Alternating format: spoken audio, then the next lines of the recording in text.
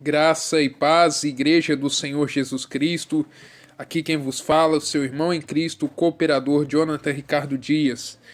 E quero trazer uma palavra ao teu coração nessa noite, no livro dos Salmos, o Salmo 42, versículo de número 9 até o versículo de número 11, que nos diz o seguinte: Direi a Deus, a minha rocha, por que te esqueceste de mim? Por que ando angustiado por causa da opressão do inimigo? Como com ferida mortal em meus ossos, me afrontam os meus adversários, quando todo o dia me dizem: Onde está o teu Deus? Por que estás abatida, ó minha alma? E por que te perturbas dentro de mim? Espera em Deus, pois ainda o louvarei. Ele é a salvação da minha face e o meu Deus. Amados, quero trazer uma palavra nesta noite ao teu coração sobre ansiedade. Nós vivemos num século que as pessoas têm sido ansiosas, as pessoas têm sido deprimidas, têm passado por cativeiros na sua mente, no seu emocional. E isso se reflete no seu físico, trazendo até enfermidades físicas, trazendo enfermidades no corpo. A pessoa fica tensa, a pessoa fica estressada, fica nervosa, começa a ficar triste, deprimida, um desejo de tirar a própria vida, desejo de morrer. E aqui o salmista no Salmo 42, ele pergunta a Deus: por que te esqueceste de mim? E essa é uma pergunta que nos fazemos muito. Nos perguntamos por que o Senhor se esqueceu de nós. Em Isaías, se eu não me engano, 49, o Senhor diz: pode uma mãe porventura se esquecer do filho que amamenta, estando ele ainda no seu ventre? Mas ainda que ela se esquecesse, eu todavia não me esquecerei de ti. Eis que te tenho gravado nas palmas das minhas mãos, os teus muros estão postos diante de mim. E ontem foi o Dia das Mães e muitos, talvez até por causa do Dia das Mães, vem aquela tristeza por não ter a sua mãe por perto. E vem uma tristeza não só no Dia das Mães, mas no Dia dos Pais, no próprio aniversário, no final do ano. Não tem muitos amigos e não se sentem bem, não se sentem felizes. E aqui Davi, ele estava desamparado e ele pergunta a Deus. Na verdade, no Salmo 42, o subtítulo diz que a alma anela a Deus por servir no seu templo. E Davi, ele tinha fome e sede de Deus. E é isso que nós devemos ter quando nos sentimos fracos, quando nos sentimos cansados. Devemos ter fome e sede de Deus. A nossa fome e a nossa sede não deve ser de coisas superficiais, de coisas humanas. A Bíblia diz no Salmo 63, Davi, ele fala: ó Deus, tu és o meu Deus, de madrugada te buscarei. A minha alma tem sede de ti. A minha carne te deseja muito em uma terra seca e cansada, onde não há água, para ver a tua fortaleza e a tua glória, como te vi no santuário. Porque a tua benignidade ou a tua graça é melhor do que a vida. Os meus lábios te louvarão. Assim eu te bendirei enquanto viver. Em teu nome levantarei as minhas mãos. A minha alma se fartará, como de tutano e de gordura, e a minha boca te louvará com alegres lábios. Quando me lembrar de ti, na minha cama, e meditar de ti nas vigílias da noite. Porque tu tens sido meu auxílio. Jubiloso cantarei, refugiado à sombra das tuas asas. A minha alma te segue de perto, a tua destra me sustenta. Salmo 63, 1 ao 8. E Davi, ele tinha muita fome e muita sede de Deus. E talvez essa é a chave para a cura das nossas enfermidades, que não são nossas. Porque a Bíblia diz em Isaías 53, 4 e 5 que verdadeiramente Jesus levou sobre si todas as nossas enfermidades e as nossas dores levou sobre si, e nós o reputávamos por aflito, ferido de Deus e oprimido. Mas ele foi ferido pelas nossas transgressões e transpassado pelas nossas iniquidades. O castigo que nos traz a paz estava sobre ele, e pelas suas feridas nós não seremos curados, nós já fomos curados. No Salmo 107, versículo 20, diz: enviou a sua palavra e os sarou e os livrou da sua destruição. Aqui não se fala quem era o salmista, mas foi antes de Jesus vir à terra. Já foi profetizado sobre Jesus. Por quê? João capítulo 1, versículo 1 diz que no princípio era o verbo, era a palavra. E a palavra estava com Deus, e a palavra era Deus. Ela estava no princípio com Deus. Todas as coisas foram feitas por intermédio dele, e sem ele nada do que foi feito se fez. Nele estava a vida, e a vida era a luz dos homens. E ele diz em João 10:10, o ladrão não vem senão a matar, a roubar e a destruir. Eu vim para que vocês tenham vida e vida com abundância. O objetivo do inimigo é matar os sonhos, matar a pessoa literalmente, roubar os sonhos dela, matar a fé, roubar os sonhos, matar, se possível, tirar a vida da pessoa, destruir a vida da pessoa. E ele faz isso através da ansiedade, ele faz isso através da depressão, ele faz isso através do transtorno bipolar, através do medo, através da dúvida, através da incredulidade. Eu não estou pregando aqui algo que eu não vivi, pois eu vivi muitas dessas coisas que eu estou falando para vocês. Quantas vezes eu me senti e quantas vezes eu orei: Deus, me livra de um erro que muitas pessoas têm hoje, que é a inconstância. E muitas vezes eu orei, e muitas vezes eu falei com Deus: Deus, me livra do pecado da inconstância. Tiago, ele diz no capítulo 1, versículo de número 8, que o homem de ânimo dobre, ele é inconstante em todos os seus caminhos. Quantas vezes nós somos vítimas da inconstância? Nós somos vítimas do oscilamento.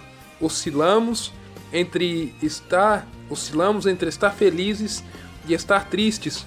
Oscilamos entre a alegria e a tristeza, entre a alegria e a perturbação. E um dos segredos do salmista, aqui no Salmo 42, era buscar a face de Deus. Quando ficamos ansiosos, quando ficamos nervosos, quando ficamos estressados, nós corremos para o WhatsApp, nós corremos para o Facebook, nós corremos para a rede social que a pessoa tem. Não estou falando aqui, antes que me julguem, que eu use ou que eu não use. Que tem muitas pessoas que só de citar o nome WhatsApp ou Facebook já fazem julgamentos. Como a palavra mesmo já diz, que do que se queixa o homem senão dos seus próprios pecados. E também diz em João 8, aquele que não tem pecado atire a primeira pedra. Então eu creio que antes de julgar uma pessoa, chamá-la de carnal, chamá-la de pecadora por usar o WhatsApp e o Facebook, eu creio que nós devemos olhar para nós mesmos e nos queixarmos dos nossos próprios erros. E a palavra diz aqui, mas deixando isso um pouco de lado, quantas pessoas correm para o WhatsApp, quantas correm para o Facebook, quantas correm para as redes sociais, em busca de um amigo, em busca de alguém que atenda às suas expectativas. Quantas vezes talvez você, que escuta esta pregação, que escuta esta breve palavra, correu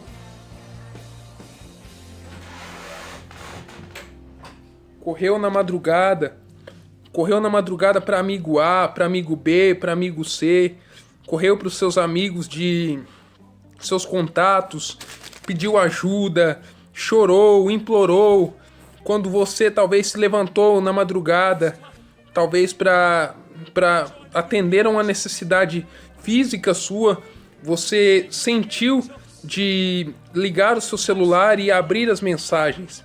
Mas ninguém nunca vai poder te compreender como Deus te compreende. Ninguém poderá te compreender ninguém poderá te amar da maneira que Deus te ama. E Ele te entende muito bem. A palavra diz em Provérbios 8:17, eu amo os que me amam, e os que de madrugada me buscam, me acharão.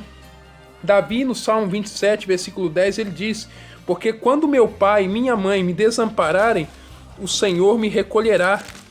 E o texto que eu disse de Isaías 49, versículo 14 e 15, 16 diz: Mas Sião diz: já me desamparou o Senhor se esqueceu de mim. Pode uma mulher esquecer-se tanto do filho que cria, que se não compadeça dele, do filho do seu ventre? Mas ainda que esta se esquecesse, eu, todavia, não me esquecerei de ti. O Senhor, Ele não se esquece de nós. E quando nós devemos buscar a Ele, como o salmista buscou aqui nos versículos do Salmo 42, quando ele perguntou para si mesmo: por que estás abatida, ó minha alma? Talvez você deve se perguntar para si mesmo: por que eu estou ansioso? Por que eu estou perturbado? Espera em Deus, descansa nele. A palavra diz no Salmo 37, versículo 4: deleita-te no Senhor, e Ele satisfará os desejos do teu coração. No versículo 5, entrega o teu caminho ao Senhor, confia nele, e Ele tudo fará. No versículo 6, ainda do Salmo 37, diz: e Ele fará sobressair a tua justiça como a luz, e o teu juízo como o meio-dia. 7, descansa no Senhor e espera nele. Não te indignes por causa daquele que prospera em seu caminho, por causa do homem que executa astutos intentos. Eu não estou aqui para acusar de maneira nenhuma a ninguém.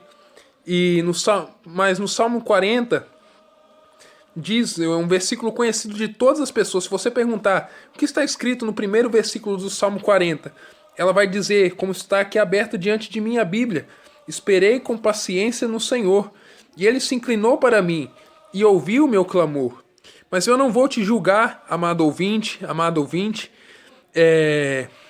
não vou te julgar se você pratica ou não essa palavra. Eu creio que você tem fé nessa palavra. Porque 2 Coríntios 4,13 diz que nós temos o mesmo espírito de fé das Escrituras, que diz: cri, por isso falei. Nós cremos, por isso também falamos. Então, se nós falamos o que está na palavra, nós temos fé naquilo que está escrito. Se está escrito, nós cremos. E o salmista aqui fala de esperar em Deus. Ah, mas era no Velho Testamento, na Velha Aliança. Os salmos ainda são válidos para nós hoje. Os salmos, aliás, Romanos 15:4 diz que tudo que foi escrito no Antigo Testamento para o nosso ensinamento foi escrito, para que pela consolação das Escrituras nós tenhamos esperança. Romanos 15:4, porque tudo que dantes foi escrito para nosso ensino foi escrito, para que, pela paciência e consolação das Escrituras, tenhamos esperança. Nós sabemos que Deus é um Deus de esperança. Deus é um Deus de consolação. E talvez eu não sei o momento que você está enfrentando. Eu não sei o que se passa com você. Não sei o que você atravessa. Talvez um desses sintomas que eu relatei aqui: depressão, ansiedade, toque, vontade de morrer, vontade de desabafar com as pessoas, vontade de contar todos os seus problemas para alguém que muitas vezes não vai poder te ajudar.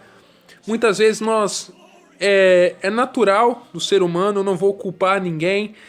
Muitas vezes eu mesmo já pedi oração muitas vezes para as pessoas, mas muitas vezes Deus nos quer ver de joelhos clamando: ah, mas eu não sei orar, eu não sei falar com Deus, eu não sei falar. Às vezes nós temos tantas palavras com as pessoas e com Deus nós não sabemos falar. Deus, ele não é um ser raivoso, ele não é um ser irado, ele não é um ser iracundo, ele não é um ser nervoso. A palavra de Deus diz em 1 João 4,8 que aquele que não ama não conhece a Deus, porque Deus é amor. Não é somente uma placa de uma igreja, não é o nome de uma igreja, mas está na palavra. Deus é amor, Ele ama. Deus, ele ama você e Ele quer que você se achegue a Ele. Ah, mas eu não sei conversar bem com Deus, eu não sei bem que palavras usar. Dê apenas liberdade ao Espírito Santo. Converse com Deus como você conversaria com seu melhor amigo, com sua melhor amiga, que você talvez vai desabafar. Converse com o Pai. Abra o seu coração, dê liberdade ao Espírito Santo. Como Davi, ele dava liberdade. Ah, mas eu ainda não tenho palavras. Pegue os salmos, tem 150 salmos. abra um salmo, não para deixar aberto, mas leia ele, ore ele, comece a orar os salmos, por exemplo, o Salmo 70, muito conhecido. Apressa-te, ó Deus, em me livrar, Senhor, apressa-te em ajudar-me. E você começa a orar este salmo, você começa a orar esta palavra. Deus, apressa-te em me livrar, me livra, Senhor. Tenha pressa, Senhor, em me ajudar, porque a situação está difícil. Eu não aguento mais, é um desespero, Senhor. Apressa-te em me ajudar. Me livra, Senhor, daquilo que me aflige. Me ajuda, Senhor. Me resolve os meus problemas, me ajuda. E você começa a orar o salmo, você começa a orar em cima dessa palavra. Você começa a orar em cima dessa palavra e declarar o que está na palavra. Muitas pessoas hoje sofrem porque não conhecem o que está escrito na Bíblia, não conhecem as promessas. Por exemplo, 2 Coríntios 8, 9, que diz que nós conhecemos a graça do nosso Senhor Jesus Cristo, que por amor de nós se fez pobre, para que pela sua pobreza nós enriquecêssemos. Pela pobreza de Cristo, pelo que Cristo passou, ele se despojou da sua divindade, ele se despojou de ser Deus, ele se esvaziou. Filipenses 2,7 diz que ele se esvaziou da sua própria divindade. Ele não teve por usurpação ser igual a Deus, mas ele a si mesmo se esvaziou, tomando a forma de servo e se fazendo semelhante aos homens, e achado em figura humana, foi reconhecido até a morte de cruz. Jesus sofreu a morte mais dolorosa e a pior morte que uma pessoa na sua época poderia sofrer. A cruz, além de ser um instrumento de julgamento de criminosos no Império Romano, para os judeus era uma maldição, porque em Deuteronômio diz que aquele que era pendurado no madeiro, ele era maldito pelo Senhor. E a Bíblia diz que Cristo nos resgatou da maldição da lei, se fazendo maldição por nós, porque está escrito: maldito todo aquele que for pendurado no madeiro, para que a bênção de Abraão ela chegue aos gentios por Jesus Cristo, e para que pela fé nós recebamos a promessa do Espírito. Gálatas 3, 13 e 14. Então Jesus ele se fez maldição por você que escutará esta palavra, esta gravação. Jesus se fez maldição por você. Jesus ele se tornou maldito na cruz do Calvário para que você seja abençoado. Ah, eu tenho que orar para Deus me abençoar. Oh, Deus me abençoa. Deus me abençoa. A Bíblia diz em Efésios 1, 3 ao 6: Bendito o Deus e Pai de nosso Senhor Jesus Cristo, o qual nos abençoou. Você já é abençoado, você já é abençoada com todas as bênçãos espirituais nos lugares celestiais em Cristo, como também nos elegeu nele. Você foi escolhido. Lembre de Jeremias 1,5: Antes que você se formasse no ventre da sua mãe, eu te conheci, e antes que saísse da madre, eu te santifiquei, e as nações te dei por profeta. Antes da fundação do mundo, para que fôssemos santos e irrepreensíveis diante dele em caridade, em amor, e nos predestinou para filhos de adoção por Jesus Cristo, para si mesmo, segundo o bom prazer da sua vontade, para louvor e glória da sua graça, pela qual nos fez agradáveis assim no amado. Jesus, antes da fundação do mundo, ele nos escolheu, ele te escolheu, ele te predestinou. Ah, mas isso é teologia calvinista, isso é teologia não sei o quê. Não, é a palavra, é Bíblia. Ele nos elegeu, ele nos escolheu antes da fundação do mundo. E Deus não erra nas suas escolhas. Você veio à Terra, não sei, talvez a sua origem, talvez o que você passou na sua infância, na sua adolescência, na sua juventude, na sua vida adulta. Mas você, talvez que me escuta, você não é um acidente de percurso. A sua vida não é um acidente. Você foi escolhido antes da fundação do mundo. Apocalipse 13:8 diz que Jesus morreu antes da fundação do mundo. Antes da fundação do mundo ele sabia. Apocalipse 13:8 diz que os nomes de algumas pessoas, aqueles que adoraram a besta, diz assim: e adoraram a todos que habitam sobre a terra, esses cujos nomes não estão, os que adoram a besta, não estão escritos no livro da vida do Cordeiro, que foi morto desde a fundação do mundo. Então, desde a fundação do mundo, o seu nome já estava escrito no livro da vida. O seu nome já estava escrito. Alguns Deus chamou, como vai dizer em Romanos 8. Romanos 8, e eu quero encerrar com essa palavra. Romanos 8, 29 e 30. Porque os que dantes conheceu, também os predestinou para serem conformes à imagem de seu Filho, a fim de que ele seja o primogênito entre muitos irmãos. E aos que predestinou, a esses também chamou. E aos que chamou, a esses também justificou. E aos que justificou, a esses também glorificou. Aí talvez as pessoas muitas vezes pensam, sim, então eu posso, se eu estou na graça de Deus, então eu posso viver pecando. Não, não. A Bíblia diz em Romanos 6:1, que diremos, pois? Permaneceremos no pecado para que a graça seja mais abundante? De modo nenhum. Nós que estamos mortos no pecado, para o pecado, como viveremos ainda nele? Ou não sabeis que todos quantos fomos batizados em Jesus Cristo, fomos batizados na sua morte? De sorte que fomos sepultados com ele pelo batismo na morte, para que como Cristo ressuscitou dos mortos pela glória do Pai, assim andemos nós também em novidade de vida. Porque se fomos plantados juntamente com ele na semelhança da sua morte, também o seremos na da sua ressurreição, sabendo isto, que o nosso velho homem foi com ele crucificado, para que o corpo do pecado seja desfeito, a fim de que não sirvamos mais ao pecado. Versículo 14, a partir do 12, do 6, 12 ao 14. Não reine, portanto, o pecado em vosso corpo mortal, para lhes obedecerdes às suas concupiscências, nem tampouco apresenteis os vossos membros ao pecado por instrumentos de iniquidade, mas apresentai-vos a Deus como vivos dentre mortos, e vossos membros a Deus como instrumentos de justiça, porque o pecado não terá mais domínio sobre vós, pois não estáis debaixo da lei, mas debaixo da graça. E nós estamos no tempo da graça, então o pecado perde o poder na sua vida quando você entende essa palavra. Pois que pecaremos porque não estamos mais debaixo da lei, mas debaixo da graça? De modo nenhum. Por não sabeis vós que a quem vos apresentardes por servos para lhe obedecer, sois servos daquele a quem obedecer, ou do pecado para a morte, ou da obediência para a justiça? Mas graças a Deus que, tendo sido servos do pecado, obedeceste de coração à forma de doutrina que fostes entregues, e libertados do pecado, fostes feitos servos da justiça. Romanos 6, 12 ao 18. Fomos libertados do pecado.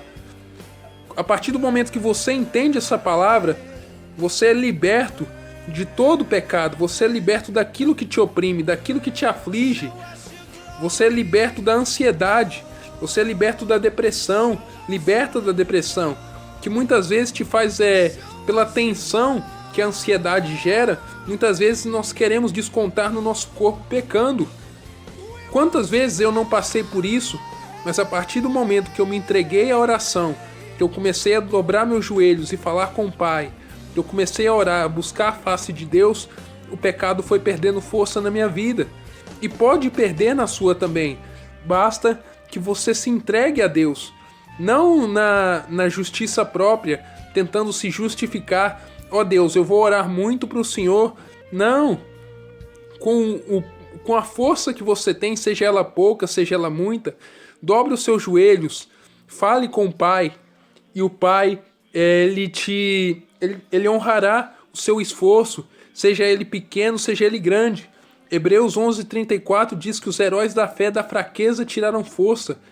Em 2 Coríntios 12:9 diz que o Senhor Jesus disse a Paulo: a minha graça te basta, porque o meu poder se aperfeiçoa na fraqueza. E Paulo diz: de boa vontade me gloriarei nas minhas fraquezas, para que sobre mim habite o poder de Cristo. Então, não sei o que você passa, não sei qual é a enfermidade, o cativeiro que você está passando, mas o Senhor, uma última palavra, Romanos 12:12, alegrai-vos na esperança, alegre-se na esperança, seja paciente na tribulação, persevere na oração. O Senhor te diz hoje, seja perseverante, persevere, não desista, continue clamando, continue orando, continue buscando, e o Pai te honrará. Eu termino este estudo por aqui. Glórias ao amado amigo Espírito Santo, que ele possa te convencer, como está em João 16:8, do pecado, da justiça e do juízo. Que ele possa abrir a sua mente, te dar um espírito de sabedoria, de entendimento, de revelação. Que ele possa te abrir a sua mente para você entender a palavra. E que esse estudo possa trazer bênçãos e libertação e paz à sua vida. Quem se despede de você é o seu irmão em Cristo, Jonathan Ricardo Dias. Creia, a tua fé em Jesus Cristo com certeza te levará à vitória. Eu amo você em Cristo Jesus. Fique com Deus. Fique em paz. Paz seja convosco, em nome do Senhor e Salvador Jesus Cristo. Amém, amém e amém.